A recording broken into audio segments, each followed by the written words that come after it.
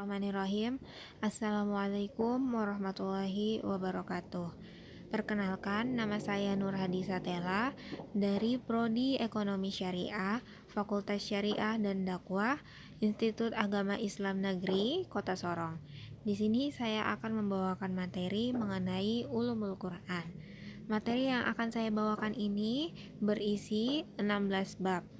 Oke, langsung saja menuju bab yang pertama, yaitu sejarah dan perkembangan ulumul Quran. Dalam bab ini kita akan membahas mengenai pengertian ulum Al-Quran, ruang lingkup pembahasan ulum Al-Quran, cabang-cabang pokok pembahasan ulum Al-Quran, perkembangan ulum Al-Quran, dan urgensi mempelajari ulum Al-Quran. Yang pertama, pengertian ulum Al-Quran. Ulumul Quran berasal dari bahasa Arab yang merupakan gabungan dari dua kata, yaitu ulum dan Al-Quran. Kata ulum secara etimologis adalah bentuk jamak dari kata ilmu, berasal dari kata alima ya'lamu ilman. Ilmu merupakan bentuk masdar dari yang artinya pengetahuan dan pemahaman. Maksudnya, pengetahuan ini sesuai dengan nama dasarnya, yaitu al-fahmu wal idrak, pemahaman dan pengetahuan. Nah, kemudian pengertiannya dikembangkan pada berbagai masalah yang beragam dengan standar ilmiah. Kata ilm juga berarti idrak al-syabi hakikati, yang artinya mengetahui dengan sebenarnya. Al-Quran secara bahasa berasal dari bahasa Arab, yaitu Korona Yaqra'u Qur'ana, yang merupakan isi masdar, yaitu yang artinya bacaan. Menurut sebagian ulama, berpendapat bahwa walaupun kata Al-Quran adalah masdar, namun Al-Quran bermakna ma'ful.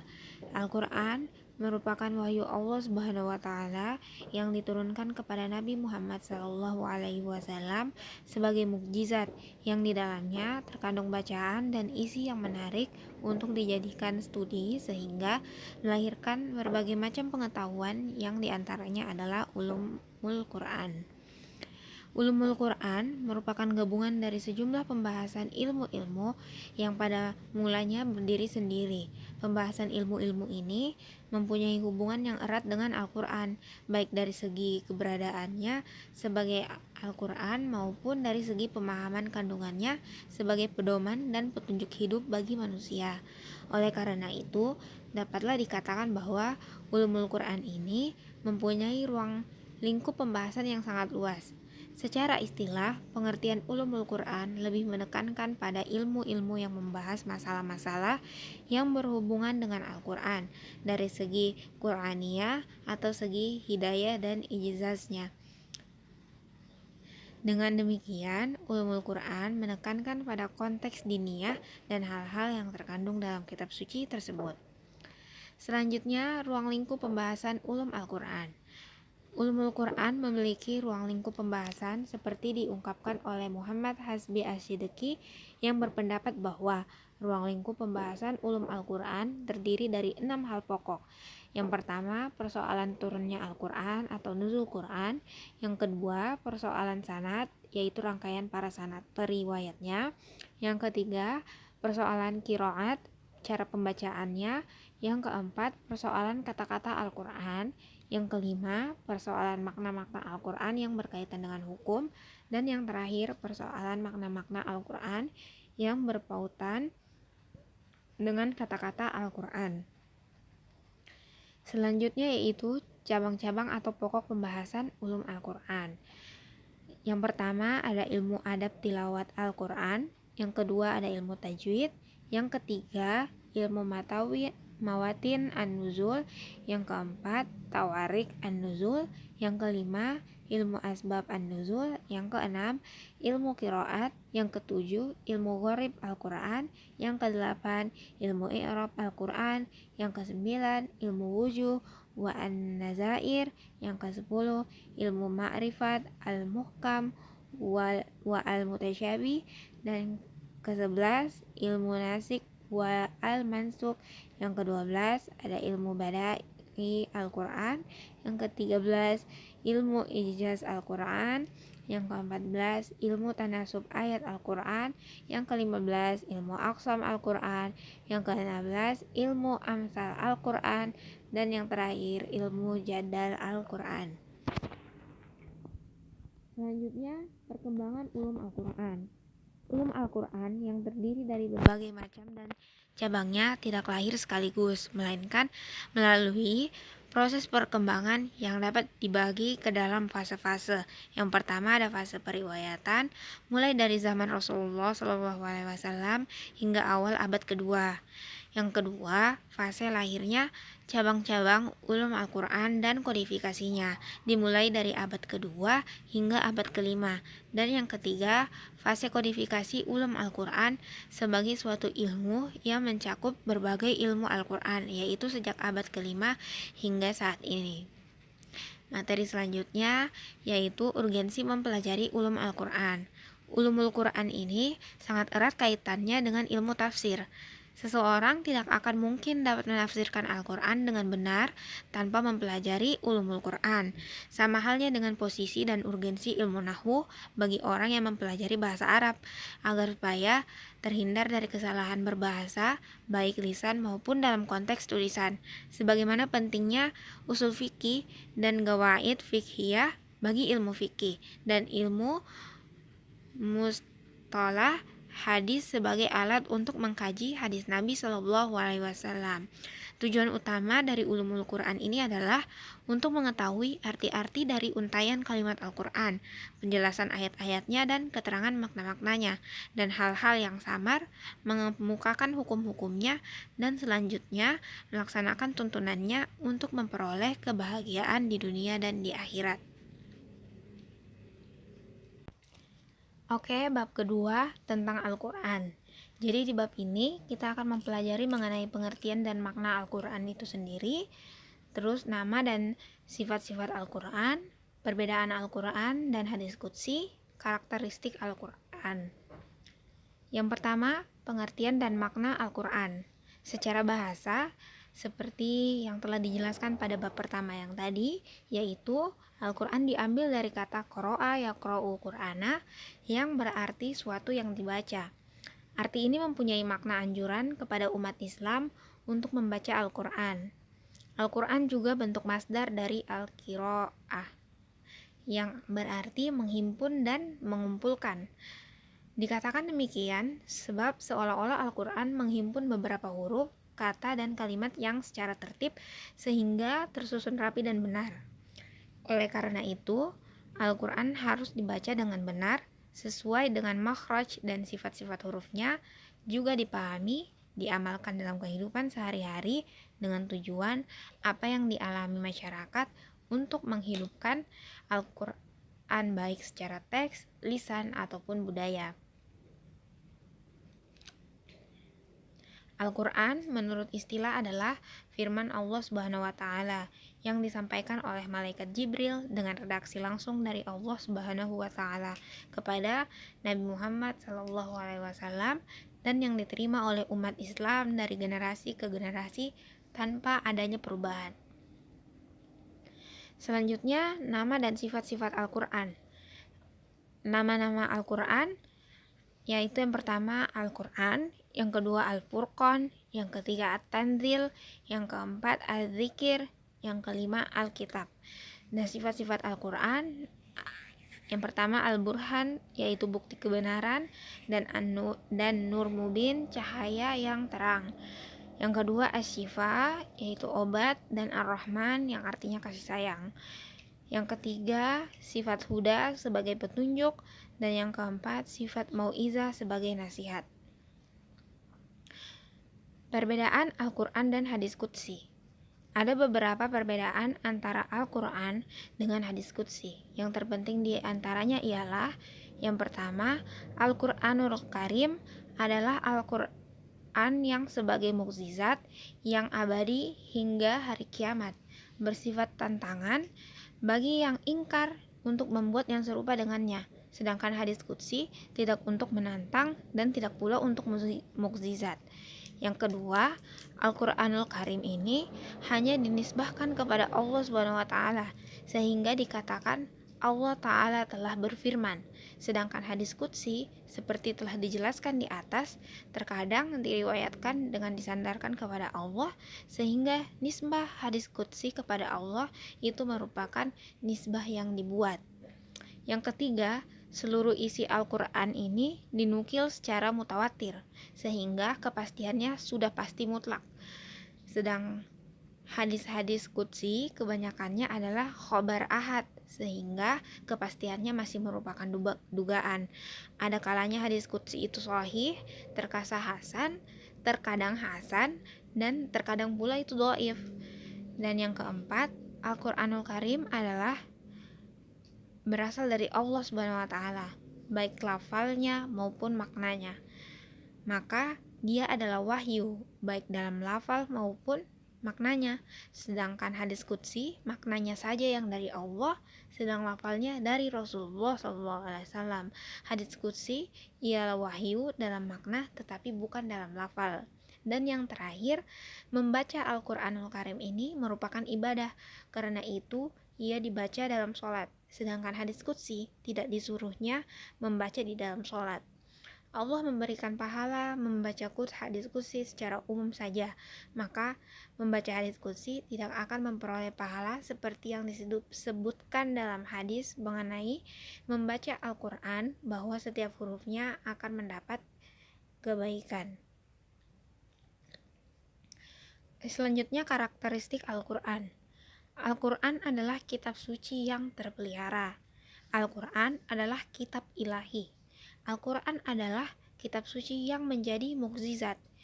Al-Quran adalah kitab suci yang menjadi penjelas dan dimudahkan pemahamannya. Yang selanjutnya, Al-Quran adalah kitab suci yang lengkap. Al-Quran adalah kitab suci seluruh zaman. Al-Quran adalah kitab suci bagi umat manusia. Selanjutnya, bab ketiga yaitu tentang wahyu. Dalam bab ini kita akan mempelajari pengertian wahyu, cara wahyu turun kepada malaikat, cara wahyu turun kepada para rasul, penyampaiannya wahyu oleh malaikat kepada rasul, proses turunnya Al-Quran, dan hikmah turunnya Al-Quran secara bertahap. Yang pertama, pengertian wahyu. Wahyu secara bahasa diartikan sebagai isyarat yang cepat. Bisa juga diartikan sebagai sesuatu yang diturunkan, disingkapkan, atau diumumkan. Wahyu merupakan sebuah pencerahan sebagai sebuah bukti atas realitas dan sebuah penegasan kebenaran. Ia adalah sebuah tanda yang jelas, sebuah bukti atau indikasi, makna atau signifikansi bagi seorang pemerhati yang harus diamati, direnungkan, dan dipahami.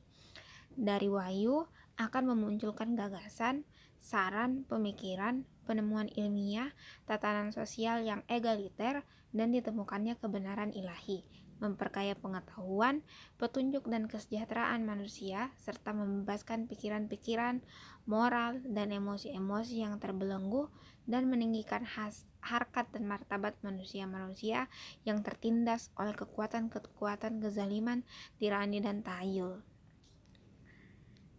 Yang kedua, cara turunnya wahyu kepada malaikat. Yang pertama, dalam Al-Quran Al-Karim terdapat nas mengenai kalam Allah kepada malaikatnya. Yang pertama, Bismillahirrahmanirrahim.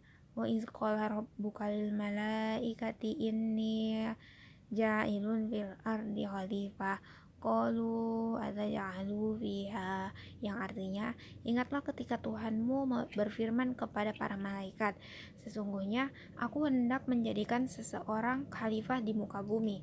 Mereka berkata, mengapa engkau hendak menjadikan khalifah di bumi itu orang yang akan membuat kerusakan padanya. Quran Surah Al-Baqarah ayat 30. Juga tentang wahyu Allah kepada mereka, yang artinya, ingatlah ketika Tuhanmu mewahyukan kepada malaikat, Sesungguhnya aku bersama kamu, maka teguhkanlah pendirian orang-orang yang beriman. Dalam Quran surah Al-Anfal ayat 12. Ada juga nas tentang para malaikat yang mengurus urusan dunia menurut perintahnya, yang artinya demi malaikat-malaikat yang membagi-bagi urusan dalam Quran surah Az-Zariyat ayat 4, dan demi malaikat-malaikat yang mengatur urusan dunia, itu dalam Quran surah An-Nazi'at ayat kelima, yang mana ayat-ayat di atas tadi dengan tegas menunjukkan bahwa Allah berbicara kepada para malaikat tanpa perantaraan dengan pembicaraan yang dipahami oleh para malaikat itu. Yang kedua, jelas bahwa Al-Quran telah dituliskan di Lauhul Mahfuz berdasarkan firman Allah, yang artinya bahkan ia adalah Al-Quran yang mulia yang tersimpan di Lauhul Mahfuz dalam Quran surah Al-Buruj ayat 21-22. Demikian juga Al-Quran itu diturunkan sekaligus ke Baitul Izzah yang berada di langit dunia pada malam Lailatul Qadar di bulan Ramadan, yang artinya sesungguhnya kami menurunkannya Al-Quran pada malam Lailatul Qadar dalam Quran surah Al-Qadar ayat pertama. Sesungguhnya kami menurunkannya Al-Quran pada suatu malam yang berkah dalam Quran surah Ad-Dukhan ayat 3.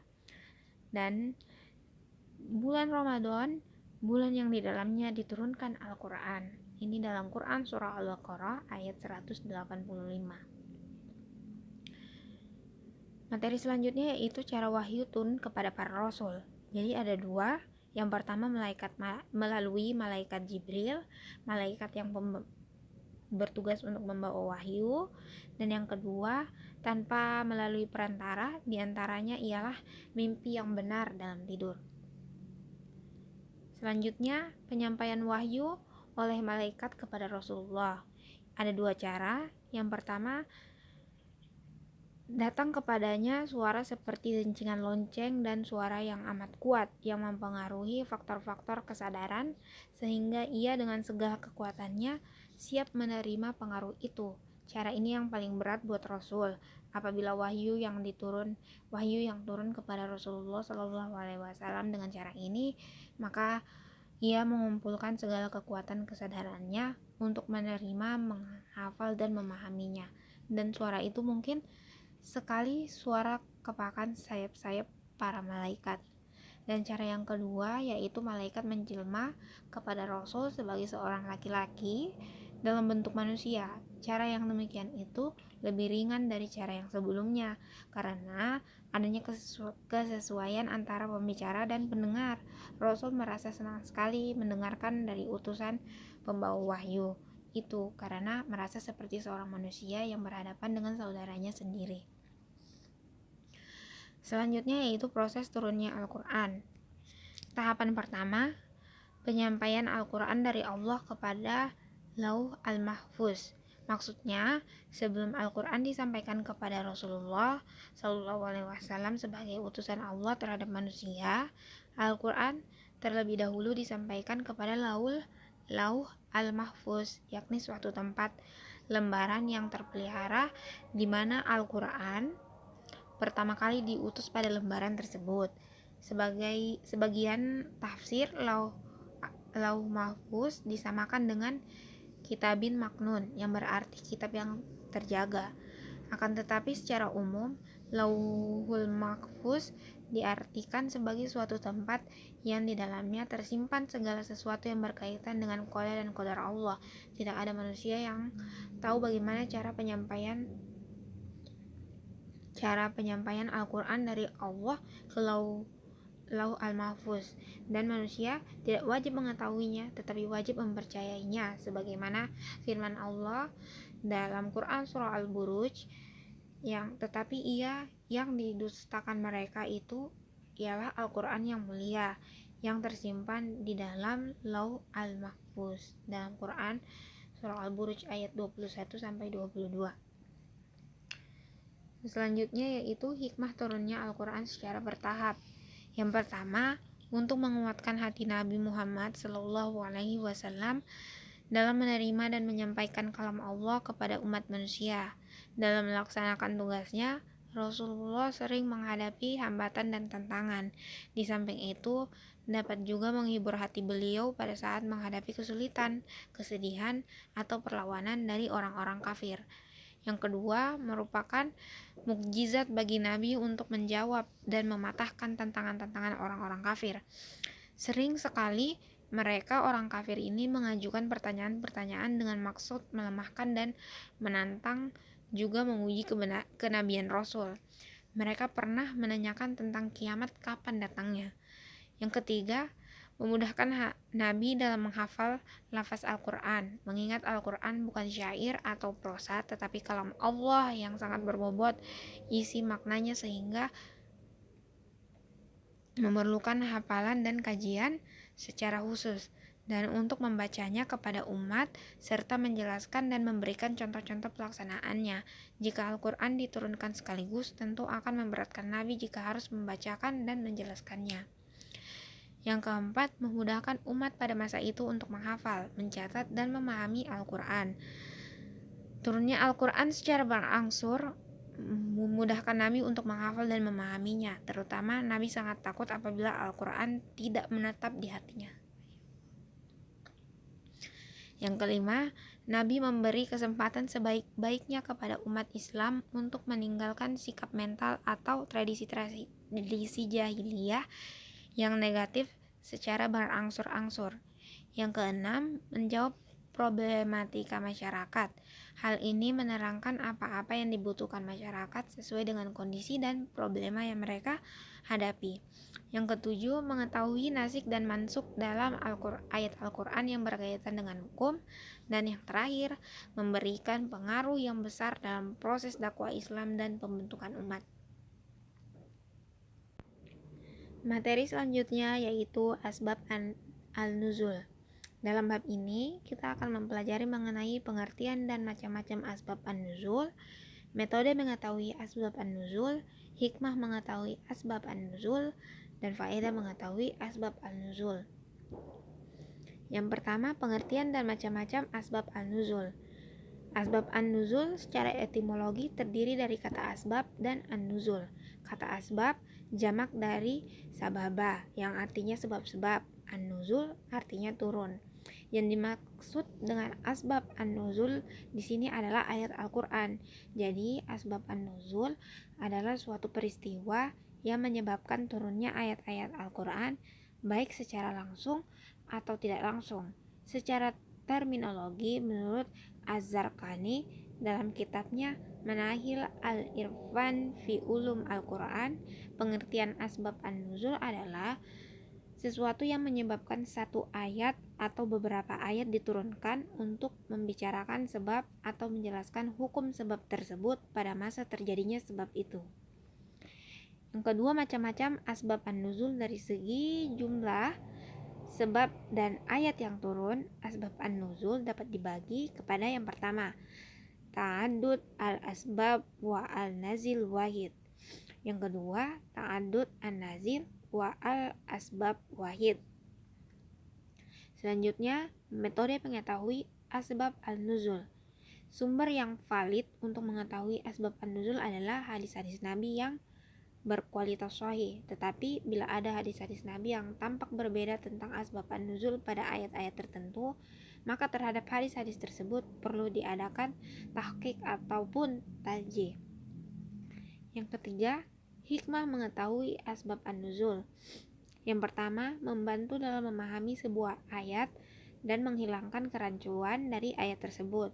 Yang kedua, mengetahui hikmah rahasia yang terkandung dalam pengsyariatan hukum dalam suatu ayat. Yang ketiga, menghindarkan prasangka bahwa arti hasyar atau batasan tertentu dalam suatu ayat zahirnya hasar. Yang keempat, menentukan hukum atau taksis dengan sebab menurut orang yang berpendapat bahwa suatu ibarat dinyatakan berdasarkan khususnya sebab bukan berdasarkan umumnya lafal. Yang kelima, mengetahui orang atau kelompok yang menjadi kasus turunnya ayat serta memberikan ketegasan bila dapat keraguan-keraguan, karena jika kita tidak mengetahui asbabun nuzul, bisa jadi kita mentaksiskan ayat yang seharusnya am atau sebaliknya. Dan yang terakhir, memudahkan dalam penghafalan dan pemahaman Al-Quran, serta menguatkan ingatan terhadap hukum dari suatu ayat dengan karena mengetahui sebab dan akibatnya, kapan dan kepada siapa ayat tersebut diturunkan, dan sebagainya. Selanjutnya, faedah mengetahui asbab al-nuzul. Yang pertama, menjelaskan bahwa Al-Quran benar-benar turun dari Allah Ta'ala. Yang kedua, sebagai bukti pertolongan Allah Ta'ala dan pembelaan atas Rasulnya. Yang ketiga, sebagai bukti pertolongan Allah Ta'ala kepada hambanya dengan melampaukan kesusahan dan menghilangkan kesedihan mereka, dan memahami ayat dengan pemahaman yang benar. Bab selanjutnya, Makkiyah dan Madaniyah. Dalam bab ini kita akan mempelajari mengenai pengertian ayat-ayat Makkiyah dan Madaniyah, urgensi dan hikmah mengetahui Makkiyah dan Madaniyah, ciri khas Makkiyah dan Madaniyah. Yang pertama, pengertian ayat-ayat Makkiyah dan Madaniyah. Ada 3 peninjauan pemaknaan Makkiyah dan Madaniyah. Yang pertama, mengenai pijakan waktu. Yang paling populer di kalangan ahli tafsir, bahkan telah menjadi kesepakatan di kalangan mereka bahwa surah atau ayat yang diturunkan sebelum hijrah adalah Makkiyah, sedangkan yang diturunkan setelah hijrah adalah Madaniyah. Dalam hal ini, tempat bukan menjadi ukuran. Misalnya surah Al-Maidah adalah Madaniyah, meski diturunkan di Arafah atau Makkah. Yang kedua, melalui pijakan tempat. Pendapat kedua mendasarkan klasifikasinya atas Makki dan Madani. Berdasarkan tempat, jika diturunkan di Makkah berarti Makkiyah, dan jika diturunkan di Madinah berarti Madaniyah. Ketika ada sejumlah ayat yang diturunkan di luar kedua tempat tadi, maka kelompok kedua ini memperluas cakupan tempatnya. Misalnya Makkah meliputi Mina, Arafah, Hudaybiyah, sedangkan Madinah meliputi Badar dan Uhud. Pijakan khitab atau sasaran pembicaraan. Pendapat ini berdasarkan klasifikasinya berdasarkan seruan yang disampaikan. Jika seruan tersebut ditujukan kepada penduduk Makkah, berarti Makkiyah, dan jika ditujukan kepada penduduk Madinah berarti Madaniyah. Namun, klasifikasi ini bermasalah jika ternyata seruan tersebut tidak ditujukan kepada salah satunya. Selanjutnya, urgensi dan hikmah mengetahui Makkiyah dan Madaniyah. Yang pertama, untuk dijadikan alat bantu dalam menafsirkan Al-Quran. Yang kedua, mengetahui metode yang dilalui Al-Quran dalam ajakan atau dakwah Islam. Yang ketiga, mengetahui sejarah hidup Nabi melalui ayat-ayat Al-Quran. Yang keempat, mengetahui sejarah syariat agama, tarik tasyri, serta graduasi hukum-hukumnya. Dan yang kelima, mengetahui landasan dalam menentukan ayat yang mansukh dan yang nasikh dalam Al-Quran. Ciri khas Makkiyah dan Madaniyah. Ciri-ciri surah Makkiyah. 1. Surah Makkiyah didominasi oleh ayat-ayat pendek. Yang kedua, surah Makkiyah didominasi oleh pembahasan yang mengenai masalah akidah. Yang ketiga, setiap surat yang di dalamnya mengandung ayat sajadah. Yang keempat, tiap surat yang di dalamnya dinyatakan lafaz kalla. Lafaz ini telah dinyatakan sebanyak 33 kali dalam 15 surat. Yang kelima, jika didahului dengan panggilan ya ayuhan nas, wahai manusia, atau ya bani Adam, wahai anak Adam. Yang keenam, setiap surat yang diawali dengan fawatih aswar. Yang ketujuh, setiap surat yang mengandung kisah-kisah Nabi dan umat-umat terdahulu, kecuali kisah Adam dan Iblis yang disebutkan dalam surah Al-Baqarah adalah Madaniyah. Yang kedua, ciri-ciri Madaniyah. Yang pertama, Madaniyah didominasi oleh ayat-ayat yang panjang. Yang kedua, Madaniyah didominasi oleh pembahasan mengenai masalah legislasi hukum, hukum ibadah, muamalah, sistem sosial, jihad, dan derivatnya, seperti hukum tawanan, ghanimah, perdamaian, perjanjian, dan gencatan senjata. Yang ketiga, jika didahului dengan panggilan ya ayyuhalladzina amanu, wahai orang-orang yang beriman, adalah Madaniyah, kecuali pada 7 tempat, antara lain yang pertama surah Al-Baqarah ayat ke-21, surah An-Nisa ayat pertama, surah Al-Hujurat ayat ke-13, surah Al-Baqarah ayat ke-168, surah An-Nisa pada ayat 133, dan surah Al-Hajj pada ayat pertama. Nah, pada ayat-ayat tersebut digunakan panggilan ya ayyuhannas, wahai manusia. Surat-surat yang menyebutkan orang-orang munafik kecuali surah Al-Ankabut. Bab selanjutnya yaitu munasabah Al-Quran. Dalam bab ini akan dipelajari mengenai pengertian munasabah, cara mengetahui munasabah, macam-macam munasabah, dan urgensi memahami munasabah dalam pendidikan dan pengajaran. Yang pertama, pengertian munasabah. Ilmu munasabah disebut juga dengan ilmu tanasub al-ayat. Ilmu tanasub al-ayat adalah ilmu yang menerangkan persesuaian antara suatu ayat dengan ayat yang sebelumnya dan dengan ayat yang sesudahnya. Secara harfiah, kata munasabah berarti berhubungan, pertalian, pertautan, persesuaian, kecocokan, dan kepantasan. Kata al-munasabah adalah sinonim atau muradif dengan kata al-muqarabah dan al-musyarakalah, yang masing-masing berarti berdekatan dan persamaan. Secara istilah, munasabah berarti hubungan atau keterkaitan dan keserasian antara ayat-ayat Al-Quran. Ibnu Arabi sebagaimana dikutip oleh Imam As-Sayuti mendefinisikan munasabah itu kepada keterkaitan ayat-ayat Al-Quran antara sebagiannya dengan sebagian yang lain, sehingga ia terlihat sebagai suatu ungkapan yang rapih dan sistematis.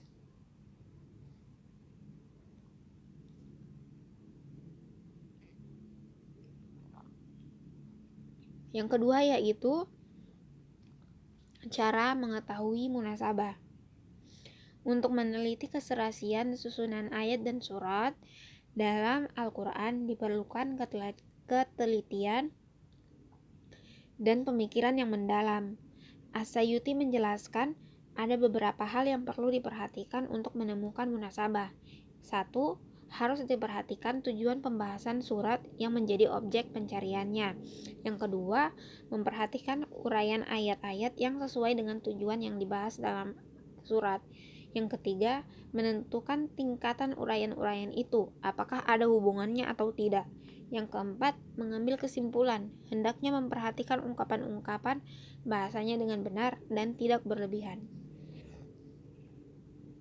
Selanjutnya, macam-macam munasabah. Kalau ditinjau dari sifatnya, munasabah terbagi menjadi 2 bagian, yaitu yang pertama, zahirul irtibat, yang artinya munasabah ini terjadi karena bagian Al-Quran yang satu dengan yang lain nampak jelas dan kuat, disebabkan kuatnya kaitan kalimat yang satu dengan yang lain.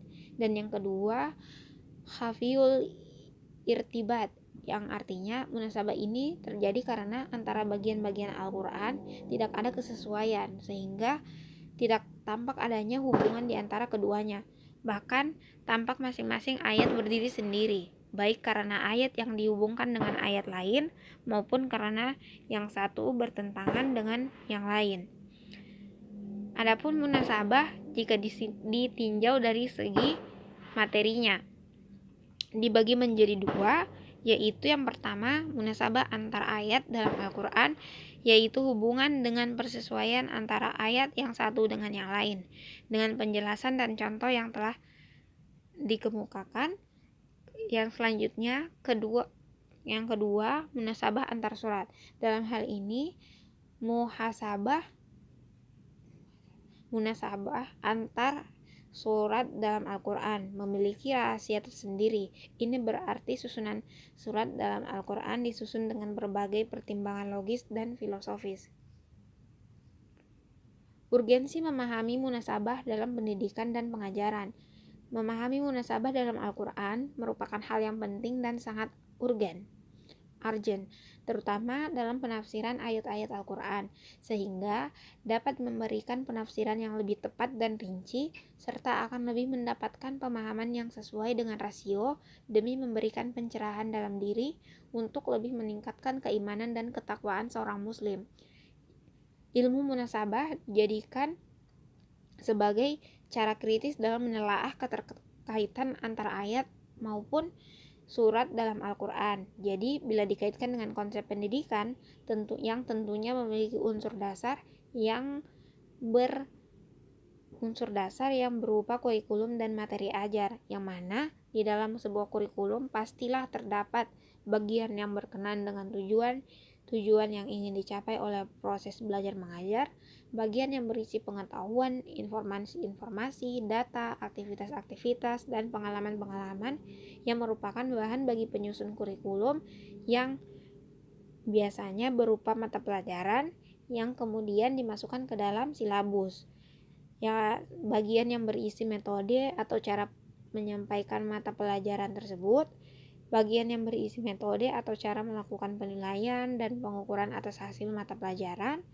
Dengan melihat dan memperhatikan konsep dasar kurikulum tersebut, seyogianya lah dalam sebuah kurikulum tersebut terdapat keterkaitan dan kesesuaian antara tujuan yang hendak dicapai, proses yang akan dijalani dalam pembelajaran, materi yang diajarkan, dan sistem evaluasi yang akan dilakukan.